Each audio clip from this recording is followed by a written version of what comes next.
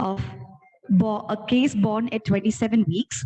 The moderator for the session is Dr. Prakash Manikot.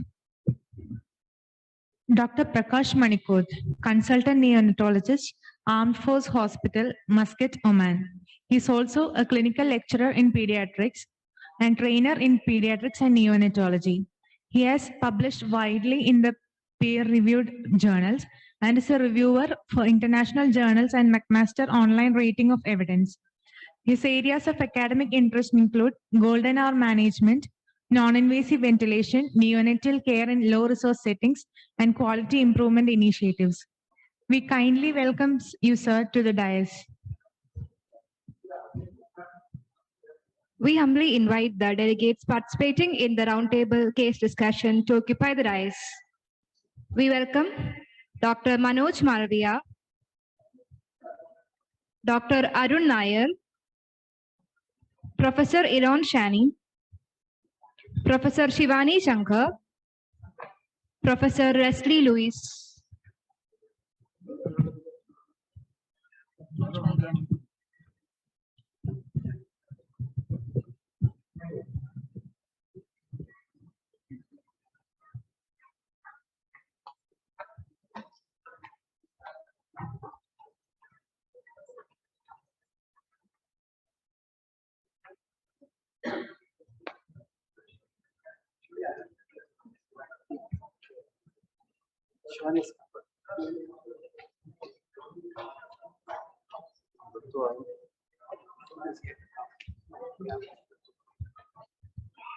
You'll call him. While they start, the idea of having case discussions in our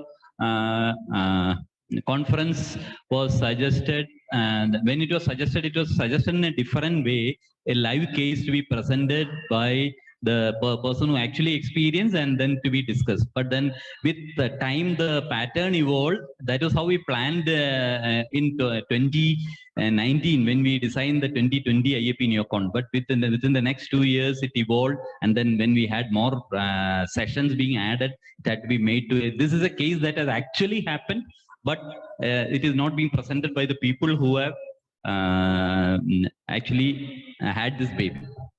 Over to you. Yeah. Good evening to all of you. Greetings from Oman, where I worked for last 30 years. I compliment the organizers and the team Manoj for organizing such an amazing academic activity. And I thank him for giving me the privilege to moderate this session. I'm also privileged to moderate this session by a panel of experts from around the globe, starting with Professor Leslie Lewis, who is the head of department at KMC Manipal, Dr. Elon Shani from Israel, Manoj Malavia from Oman, Dr. Arun Nair from New Zealand, and Dr. Shivani Shankar from Paris. We expect Arun Nair to join shortly. Yeah, he's in front of me. Thank you, sir. I have no conflict of interest and nothing to disclose.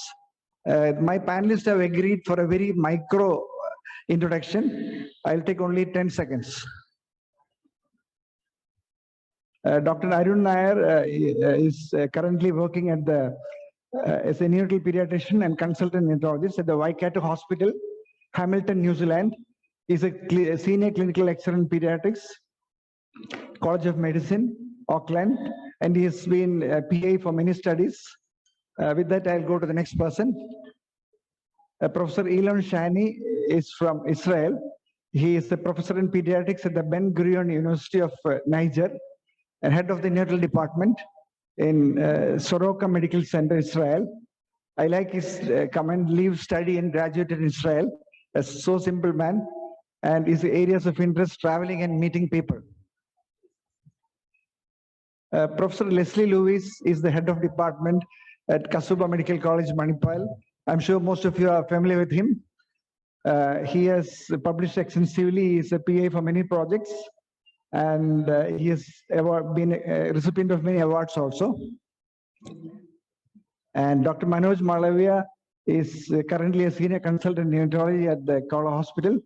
He was my colleague at Royal Hospital for over 10 years before we went to Canada and Australia. and he has again come back a second time. I think I'll skip mine. Dr. Shivani Shankar Aguilera, he is working as a senior consultant and ICU at Antonio Beckler Hospital, South Paris University, Clermont. She is a member of European Society of Pediatric and Neonatal Intensive Care, and she is an expert on lung ultrasound. I was fortunate to attend her lung ultrasound workshop today morning. Over the past 5 decades, neonatology is in a state of flux, and ranging from experience-based to evidence-based to finally precision medicine. But I still believe it's an art based on science, and that's why we have the expert panelists sitting here. Professor Leslie Lewis will start with managing the golden hour, and followed by Dr. Shivani, who will support the lung. Manoj will support the heart. Elon will support the brain. And finally, Arun Nair will talk about feeding. Coming to the first one, I'll start with a case study.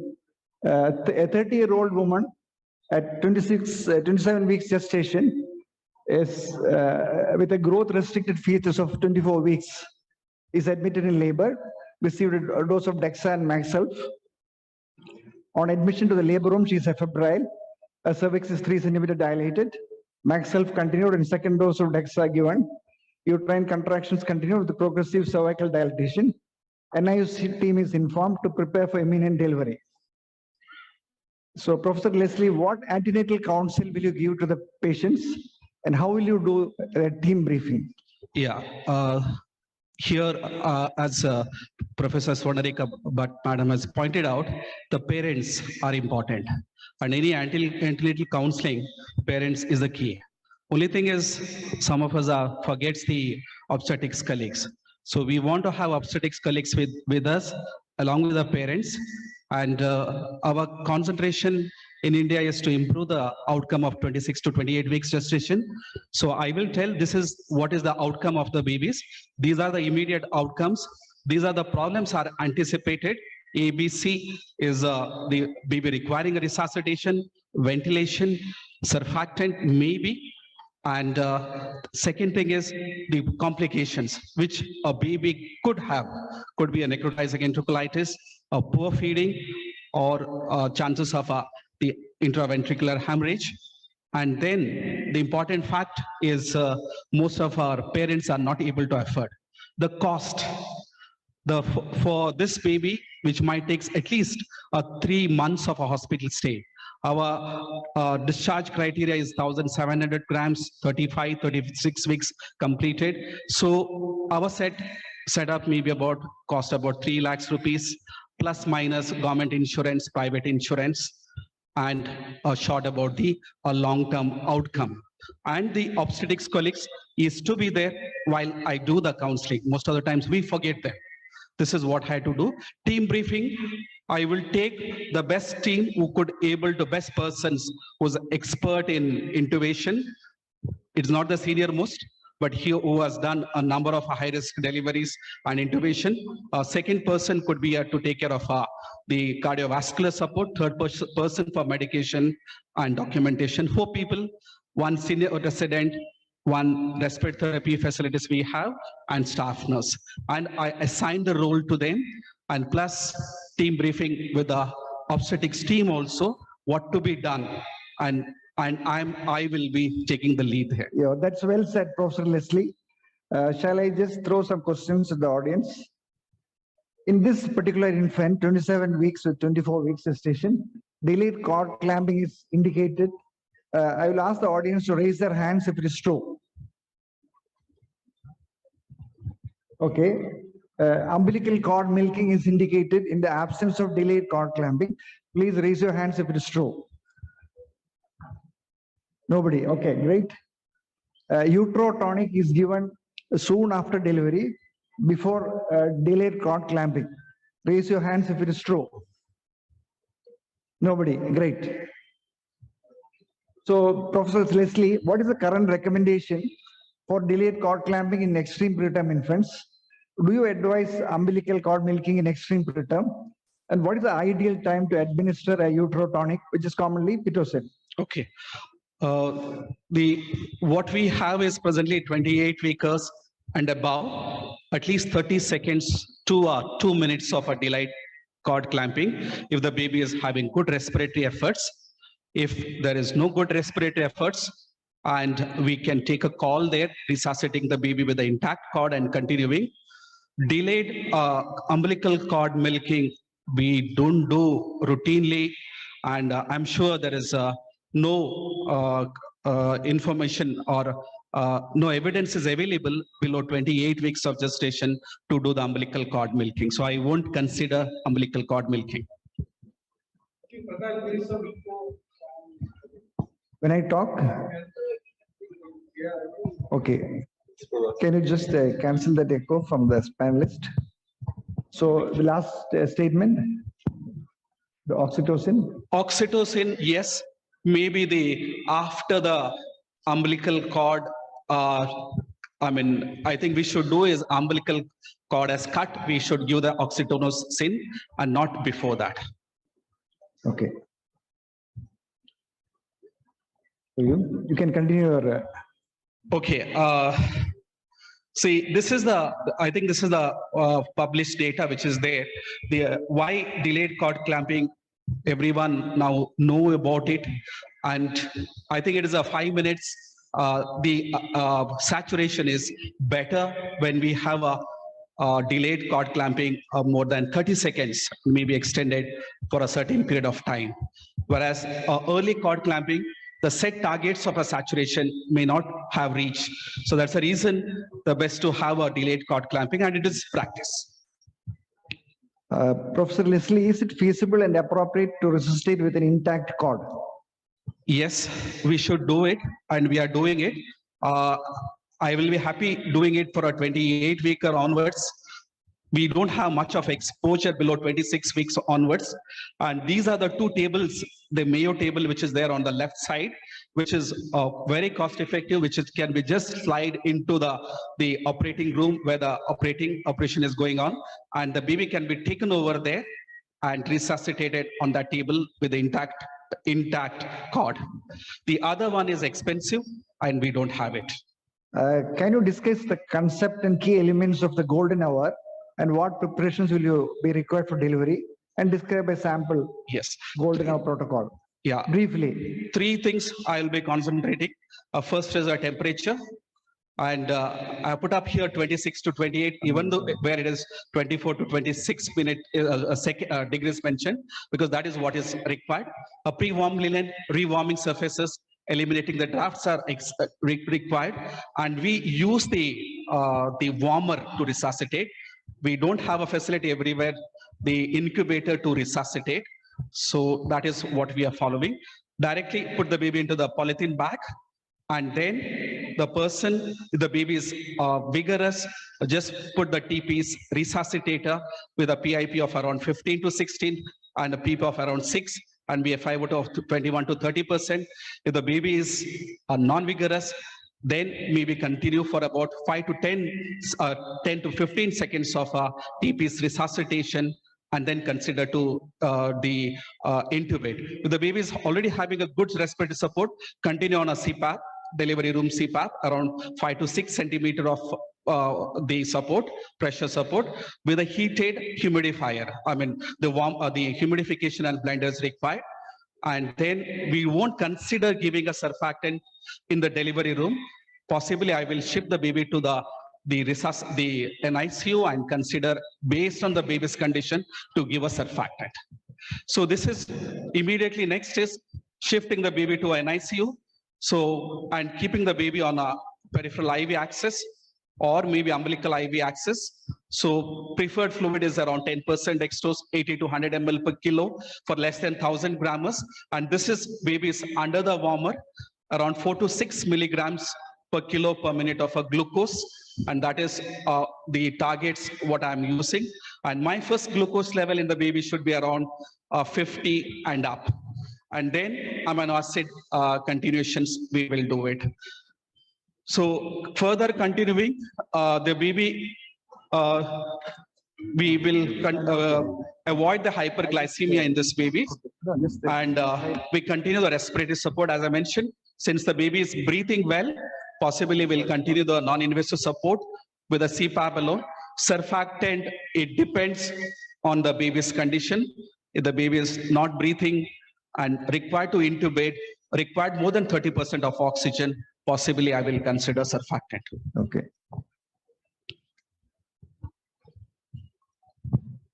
What about sepsis? How do you proceed? Yes, very important thing. I think mandatory to have a precautions, a strict asepsis, no routine use of antibiotics unless there is a strong indications are there, a maternal infection is there. Maybe I will consider first dose of ampicillin. In our setup, we consider ampicillin and aminoglycoside as a first level antibiotic. Otherwise, I won't do it. And basic labs in that first hour, I will do is glucose, WBC counts, culture, and maybe a capillary gas or a venous gas. To sum up till the slides come up, the first 1 hour. So Please raise your hands if you say it is okay. Or is it provide CPAP or is it intubate and administer? How will you, who will prefer option A? Please raise your hands. Who will prefer option B? Okay, that's the right answer. Dr. Shivani, can you tell us what is the ideal mode of respiratory support after birth? And what are the actual indications for intubation and surfactant administration? Okay, so I had a couple of slides, but I think Dr. Leslie has covered it already. Just after birth, of course, CPAP is the preferred mode of respiration, prophylactic CPAP. You take a couple of seconds, every 30 seconds to evaluate and assess whether the baby is transitioning satisfactorily from the intrauterine to extrauterine life. Okay, so you take some time to see whether the transition is incomplete. Does the baby need some more time? Or is it completely failed or poor transition by assessing heart rate, work of breathing, and the tone of the baby, okay? So if the transition is incomplete or failed, you can, along with your positive pressure ventilation, give 5 inflation breaths, 2 to 3 seconds. And if the baby is still not breathing, you can ventilate the baby at 30 per minute. Okay, so this is all to establish a satisfactory transition in a baby who has spontaneous breathing efforts. I'm showing these slides, these graphics from the European resuscitation recommendations, which came out in 2021 based on the ILCOR consensus of which Professor Davis was a part in 2020. So the idea is to reach 85% or more than 80% SpO2 by 5 minutes of life. Okay. Yeah. Yeah. So now we have our baby on CPAP, whose transition satisfactorily is vigorous, spontaneously breathing. We are in a catch-22 situation now, or, you know, in a bit of a dilemma. We know that surfactant is more efficient when administered within the first 3 hours of life. However, most of our babies, when they are stable on CPAP and there's no sepsis or any other problem, they go on to increase their oxygen requirements after 3 hours of life. And for the moment, for lack of any other evaluating factor, for the moment, FiO2 requirement is the by default measurement which we take as CPAP failures. There are other things, but in the first few hours of life, that is the most commonly, even though it's very arbitrary and the level of evidence is very low, but more than 30% FiO2 is the currently agreed upon consensus to administer surfactant. So the dilemma we were facing was how to know which baby will need surfactant and probably give it in the 3-hour period if possible. So this is where the lung ultrasound comes in. We've been doing it for the last 8 years. We've talked a lot about limited and low resource settings. So this is a way to take what we have already even a step further. So this is a resource which is in every neonatal unit, an ultrasound machine where in addition to looking at other organs, you look at the lungs. And we've just defined a semi-quantitative lung ultrasound score, whereby you score 6 areas of the lung. You give them a score from 0 to 3. So the maximum score a baby can have is 18, and the lowest score a baby can have is 0. 0 is like perfectly normal lungs. And with a cutoff score of 8 for babies less than 28 weeks, it has a 90% specificity and sensitivity to predict which babies will go on to receive, to increase their FiO2 requirements. So can you describe the preferred ventilation strategies in the RDS? Yeah, so it's a vast subject, difficult to say in just one slide.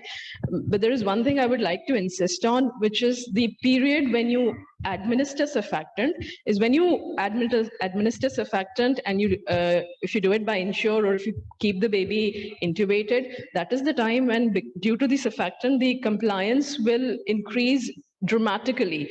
And so if you're on a purely pressure support ventilation, you risk causing a lot of volume trauma for the same amount of pressure. So this is the period where a volume controlled or volume guarantee is very important, so that the baby auto-weans itself on the pressure. So a pressure support with volume guarantee, you can use an SIPPV with VG, which is a very protective mode. There are other, modes.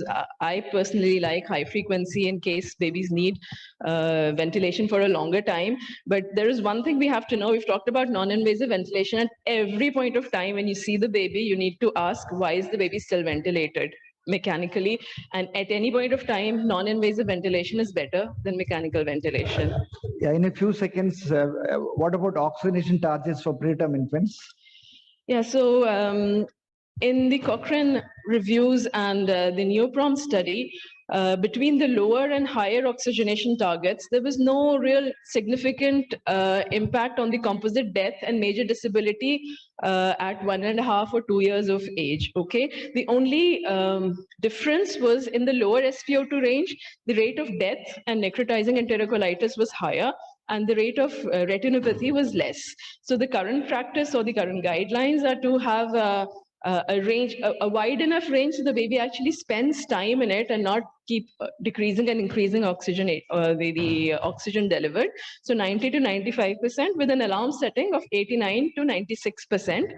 And there is an argument, if you are in a center which has more ROP, you can probably adjust your FiO2, your SpO2 ranges within a couple of shortening or increment of the range. Yeah, continuing on the case study, the caffeine is loaded at 1 hour while on CPAP gets caffeine loaded at 1 hour while on CPAP gets intubated because of increasing oxygen requirement. Receives surfactant, SIPP mode of ventilation, providing 6 ml per kg of tidal volume. And 2 hours after surfactant, the oxygen requirement comes down to 30%. But the ventilator settings remain the same, with an expirated tidal volume now reading 8 ml per kg. And 4 hours after surfactant therapy, she requires still higher 70% FiO2 to maintain SpO2 of 94. She's tachypneic with severe subcostal recessions, decreased air entry of the left hemithorax. To the audience, which of the following is mostly likely diagnosis? Who will be saying option A, E? Anybody for option E? Okay, option A. Okay, that's a great majority. Okay, fine. So, Dr. Shivani, can you explain the role of lung ultrasound in the assessment of complications? Yeah, sure. Lung ultrasound is a very non-invasive, zero-cost assessment that you can do and get an immediate answer. One of the studies our Italian counterparts did was to see how long it takes to diagnose a pneumothorax on chest X-rays or lung ultrasound, and the lung ultrasound delay was 4 to 5 minutes, whereas the chest X-ray, the best they could get was 20 minutes. So if you want to know whether it's a pneumothorax, it's the best way to see. I had a loop flowing somewhere. Can you show the loop? It's late. Okay.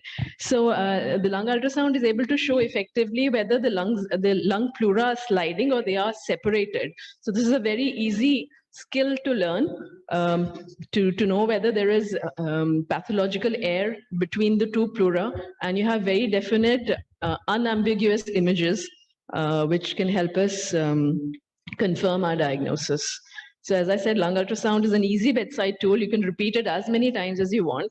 Minimal discomfort to the baby, immediate answers, and the learning curve is quite steep, and it is very cost effective. So this is a quick show is that, on the left side of the image, you can see the lung pleura is moving. This is why the vertical lines seem to be moving a little bit. A is for air. So on the right side, you have A lines, but horizontal lines, which don't seem to be moving. So this is the point where you can see on the chest wall, on the parietal pleura, this is exactly the point where the two pleura separate. So there is absolutely no ambiguity about it. Thank you for your expert comments. Now I'll move on to Dr. Manoj, who supports the heart.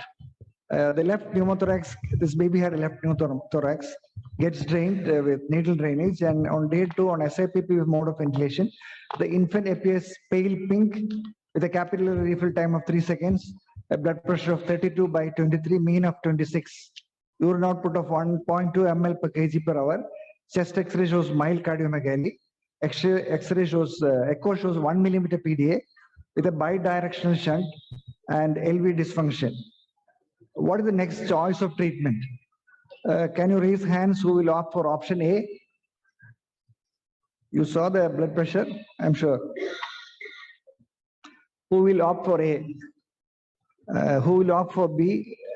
Who will opt for C, D? Anybody for A? Please raise your hands. Anybody for C? Okay, a few people are there. Okay, if you decide about inotropes, what is the drug of choice for inotropes? Option A, please raise your hands if you support. Option C, please raise your hands. Okay, right. So quite often we hear the registrar telling the BP is low, but the baby is well. What to do? So can you, Manoj, can you describe the approach to neonatal hypotension in a preterm infant and discuss the management of cardiovascular compromise in the same patient? Hi. So the blood pressure is commonly employed, and one of the common surrogate marker used to assess the cardiovascular well-being of an infant. And whether the blood pressure is normal, then most likely the heart is working well. But I think there is a problem in this assumption, mainly 3. The first is that we don't have a robust definition of what constitutes a normal blood pressure. Because if you look at the common definition of hypotension is most of the people will use mean blood pressure less than gestational age. And there are not enough randomized control data validated this definition. I think the second issue is about blood pressure using as the only marker of cardiovascular well-being is its association with the organ perfusion. I think it is not correlated very well. Your blood pressure may be normal, but your organ perfusion might have been is compromised. The best example is sometimes the bleed. The blood pressure is the product of cardiac output and peripheral vascular resistance. So if you have got a bleed, the baby's body peripheral vascular resistance will go up and the blood pressure is maintained, but the organ perfusion will be compromised. If you will see normal blood pressure, but if you do an echo, SVC flow will be low. So I think that is another. And the third is the most important thing is the outcome. The outcome, particularly if you look at there is a paucity of randomized control trial, whether if you follow a dictum of permissive hypotension means you just observe and don't treat it, versus you treat a blood pressure based on just a number. There are not many data suggesting are available. Only observational studies are there, and they are contradictory. I think some studies have shown that if you treat hypotension, it is associated with IVH and increased mortality. At the same time, just recently, one study from France came that they just treated an isolated hypotension and the outcome was better. So I think the picture is not very clear. Dr. But Manoj, can we discuss the management? yeah, so I think if simple thing, what I follow is if the baby is clinically stable, use all other parameters, that if the urine output is good, lactate is not high, CFT is normal, then I think approach of permissive hypotension might be acceptable, and there are studies to support that outcome is not bad. But if there is a systemic, I think cardiovascular compromise, then you might have to use integrated approach, use use your biochemical parameters. If you have got a facility of echo, you can use echocardiography, and particularly if you have got a nurse to look for the organ perfusion, then you incorporate everything and then come to an conclusion. But I think most of the unit in NICU in India might not be having easily available echo. So I follow this simple principle of look at the systolic blood pressure, look at the diastolic blood pressure, and look at the mean. I think it's very simple. If you have got a low diastolic pressure, then mainly three major causes. One is warm shock and the PDA. I think the difference between warm shock and PDA is the pulse pressure will be widened, whereas in warm shock, the pulse pressure usually will be normal, because there will be some element of decrease in systolic pressure. If you got a systolic is low, then most likely you have a problem with the contraction. So I think then there may be a septic shock, which is in severe cold shock, or there is a cardiogenic shock of any region, or sometimes PPHN. If there is a systolic and diastolic, both are low, then same PPHN as in the list, cardiogenic shock, or a PDA. I think treatment is if you have got a peripheral vasodilatation, diastolic is low, then most likely you will have to consider some sort of vasopressin, vasoactive substance like vasopressin or dopamine. But if you have got a problem with the contractility, then you can consider using dobutamine or epinephrine or norepinephrine. I think if you have got a sepsis as a cause of this one, then I would prefer norepinephrine. I think this it's a very complex topic and can be debated. This our infant develops hemodynamically significant PDA, but since the next session is going to be only on PDA, we will skip this slides. You agree with me? Okay. So so PDA, there is a talk is there, so you don't want to. If you want, maybe one slide, because next for 45 minutes. Oh yeah. Okay. So you can go ahead. Yeah. Yeah.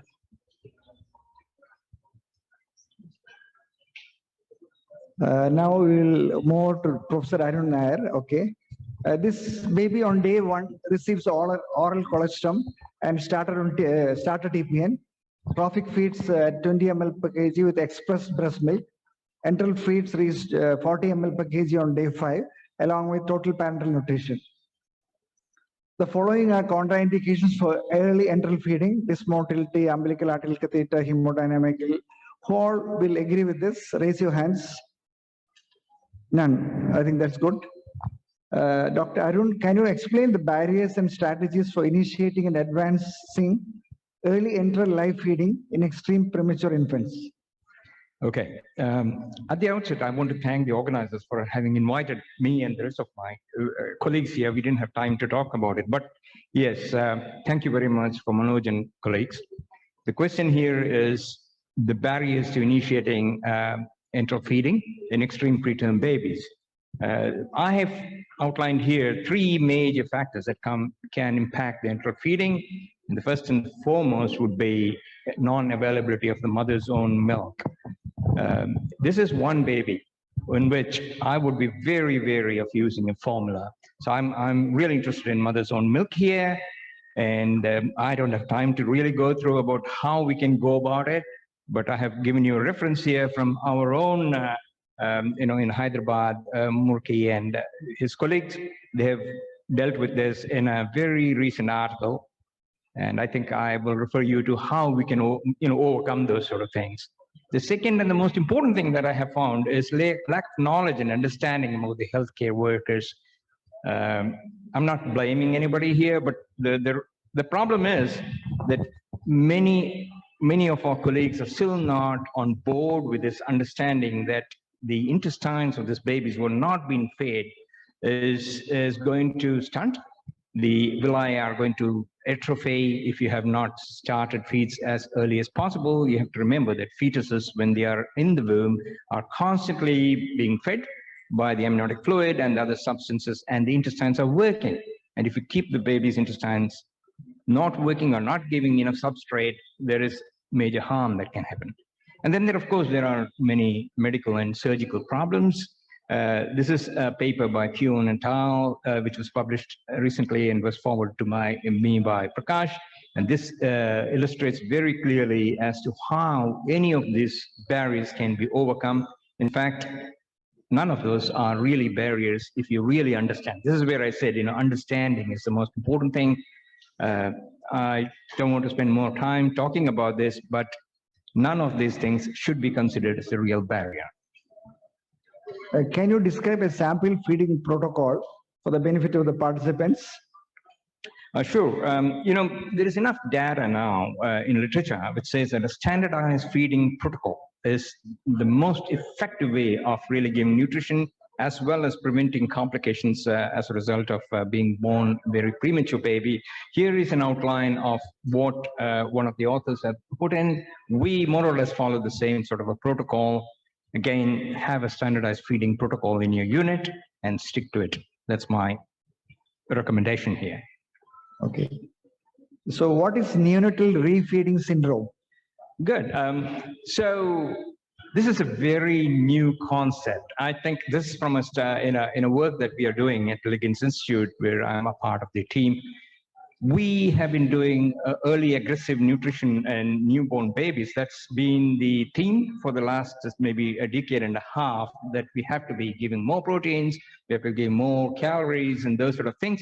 And what we have found is the similar sort of problems that we used to see when we were giving nutrition to the malnourished babies or malnourished infants in our setting. It should not be very, most of the Indian crowd should be familiar with what we used to deal with. We are finding that these sort of things are coming up, with early and aggressive nutritional support. Be wary of that, because we have developed a sort of a scheme to tell you that refeeding syndromes, as is defined here, with the serum phosphate being low and the total calcium going up, is associated with increased morbidity and mortality. And it's been linked to, this is linked to high amount of IV proteins that are given. And this is part and parcel of a study that we were involved in called the PROVIDE study, where we were giving extra proteins to the babies as a strategy to see, if it improves the neurodevelopmental outcome, that is our primary outcome. But then we have found in a secondary analysis that we have done recently that some of these babies, especially the ones who are growth restricted, they are the malnourished babies coming from the womb. You need to be aware of this sort of problems that can come. And you can see in this cartoon here how it can impact on almost every morbidity that we talk about in a very preterm baby. Day 6, this baby passes the first meconium, and we noticed increase in WBC count, increase in serum alkaline phosphatase, increase in blood sugar and metabolic acidosis.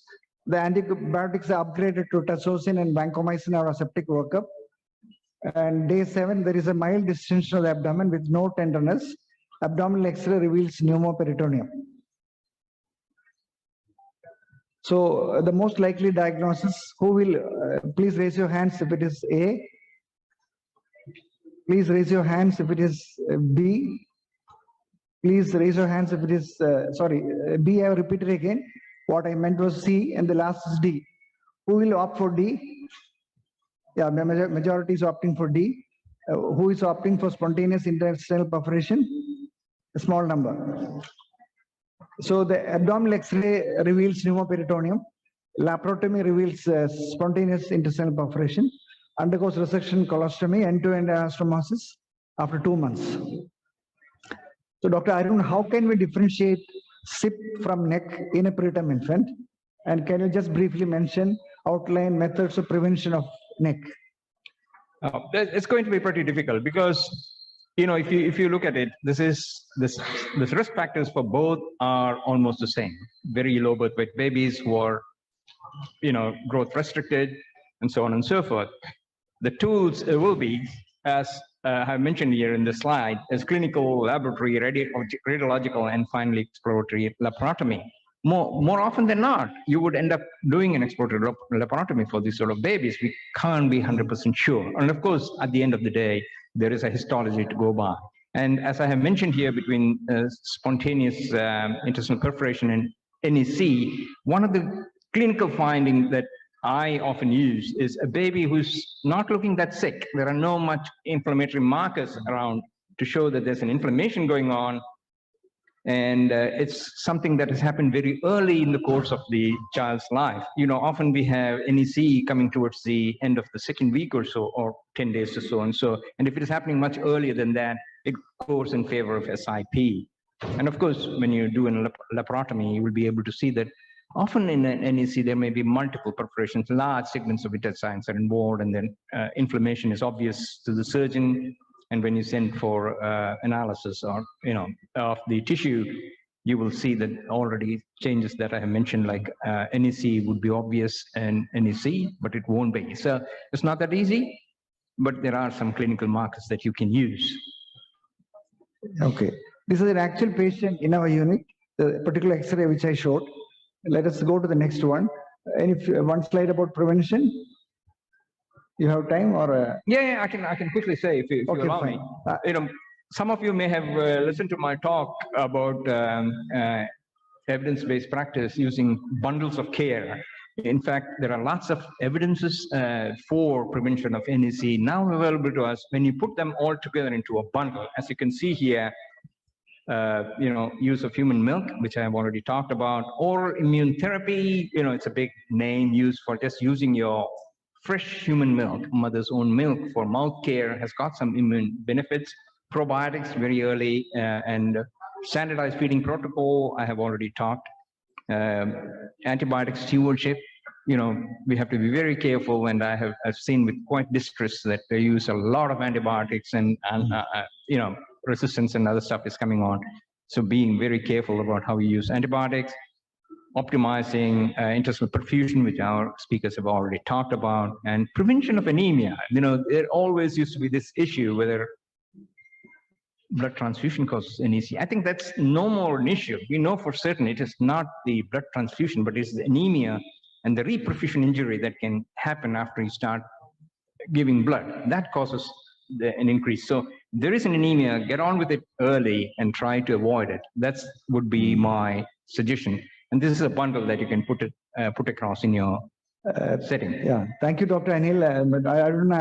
I'll time to move over to the brain. I invite Professor Elon Shani. Can we protect the brains of these preterms? Do you think it's possible? Well, first, I would like to thank you for having me here, and thanking Dr. Manoj. It's really a pleasure to be here between you. And I think that the panelists actually did the work for me, because everything that you talked about it's about protecting the brain. But if we look at a premature baby, and a premature baby like the one that you described is definitely a very sick baby. But he's not only a sick baby, he was sick before he was born. It was a sick fetus, because we already know, like, if you look at the placenta, and the placenta is a part of the fetus, the placenta is also sick. And it disrupts a lot of processes, and it also affects the brain. So when we look at the brain, and we know, most of you, I mean, all of you probably know that about the germinal matrix, that these are neural cells that are around the ventricles. But can you go to the next slide, please? These cells, we know them not only because they are affected by IVH, but they are also the basic of all our neurons and glia that eventually will populate our brain. So the real question eventually is, in this sick baby, can we change something? Can we change the trajectory? Can we heal the brain that is already affected? Or can we promote healing processes and stop any untoward processes toward the brain? The best would be a magic bullet, to have the drug that will stop everything, and erythropoietin was suggested drug or a silver bullet, but it didn't work. In this recent paper, 1,000 babies were treated, half of them were treated with erythropoietin and half were not treated with erythropoietin, and it didn't work. So we had to find other strategies, and please continue. Next slide. Can you outline a neuroprotection care bundle for preterm infants, which is getting more popular these days? Exactly. So if you can go on to the next slide. So we are talking about nowadays about protocols and bundles, because we don't have the silver bullet, and we have to go and see what is done in other units and how come. I mean, we know that some units have got babies that fare better, and some of them they fare worse. So by going to each of these units and looking where the outcome is better, we're able to come up with bundles. And most of the bundles, and in the next two slides I'll show it also, we're talking about the same things. If we're talking about the golden hour, we're talking about birth in a referral center, we're talking about giving steroids before birth, gentle handling, delayed cord clamping, respiratory support, which is gentle, either CPAP or volume targeted, cardiovascular support, and treating infection. And treating infection is not only, you know that the infections also affect the brain, because free radicals, they are, when there is an infection, there is a lot of free radicals around, and they arrive to the brain and they affect the brain. And this is one bundle in also in a recent paper, and you see that the same ideas are in most of the bundles, and I would add at least here the family involvement, which is extremely important. And we heard before, I mean, family involvement is not only the mother and the father, and we have to know that in many societies, these parents, they are very young, and they have their parents that are also part of decision making, and they are also counseling, and they ask around, and we have to get them to support the baby and to support the families, which is eventually is very important for the baby. And we want to be the parents part of the team that treat the baby. It's I cannot really emphasize how important it is to have parents near the babies. And I don't know, we have a personal experience of babies that fare much better when they have the mother that is continuously near them. Can we go to the next slide? Can I throw some questions at the audience? Sure. Probably this is the last one. The sensory system of the fetus and infant develops in a sequential order, and the following statement is true. Vision develops earlier than sound. Option A, anybody supports that? Option B, vision develops earlier than smell. Please raise your hands if it is true. There are a few. And then option C, touch is the earliest sensation to develop. I think most of you got it right. So can you describe developmentally support care and neuroprotective core measures?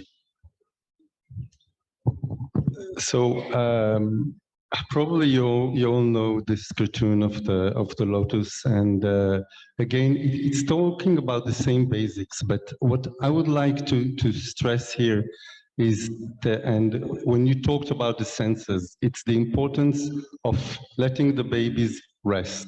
And we all know the nurse that come at 4 o'clock in the morning to the internal ward. and lights the light up and say, "Good morning, sir, how are you today?" and stick the temperature probe into you and give you the medications. And this is not healing. This is not a way that you can help people to heal. And it's the same for the babies. If you come every half an hour, you open the doors of the incubator and you say to the baby, "Hello, I'm here, I need to prick you, I need to take a blood sample. Well, I just forgot to take a blood sample half an hour ago, I'm going to take it again. And I just want to do an ultrasound scan, I just want to do an echocardiogram."